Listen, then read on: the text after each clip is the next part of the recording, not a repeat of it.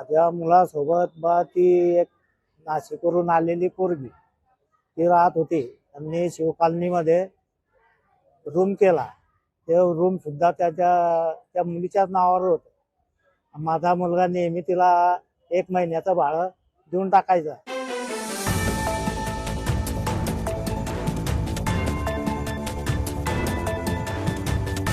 पण तिने 15,000 रुपये दिले असल्यावर ते तिने 4,000 त्या रूम मालकाला दिलेले होते.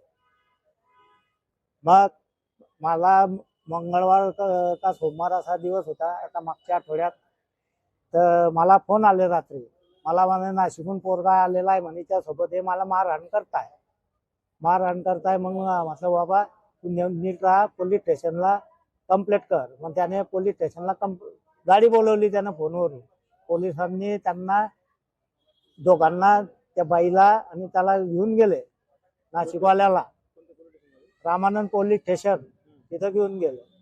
मग मी सकाळी आलो बा इथं, मला फोन आले होते.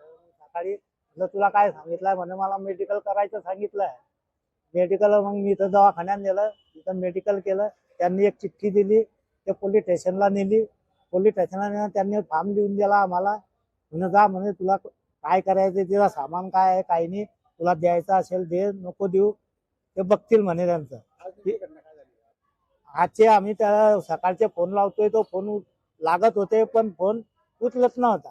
म्हटलं फोन उचलत नाही तर कुठं आहे काय नाही, आम्ही शोधायला इकडे आलो. मग आम्ही इकडे तिकडे 2-3 लोकांना म्हटलं असा असा पोरगा आहे. म्हटलं दिसायला चहा प्यात होते त्या ठिकाणी, त्या डी मार्केटच्या पुढं. त्याचं विचारलं म्हणे बा तसं मला लक्षात येत नाही आहे.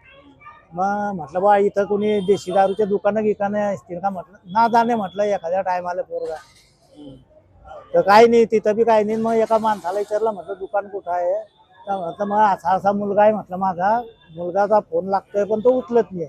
म्हणून त्या माणसाने टायर पंचरवाल्यानं आम्हाला सांगितलं एक पोरगा पडलेला आहे म्हणजे तिथं लोकांची गर्दी आहे, तिथं जा म्हणे, पहा म्हणे. तिथं बघितलं तर माझाच मुलगा दिसाला. माझा आरोप म्हणजे ह्या लोकांनी ज्या दिवशी याला रात्री मारहाण करून पोलीस स्टेशनला जमा, मला यांच्यावर संशय आहे. कारण ते बोलले होते त्या टायमाला की तुझं मर्डर करून टाकू आम्ही. तर तुम्हाला मृतदेहावर काही असं वाटलं का की त्याला मारहाण झाली? हा, जखमा आहे ना मृतदेह. काय मागणी काय आपली आता? मागणी त्याला न्याय मिळावा माझ्या मुलाला.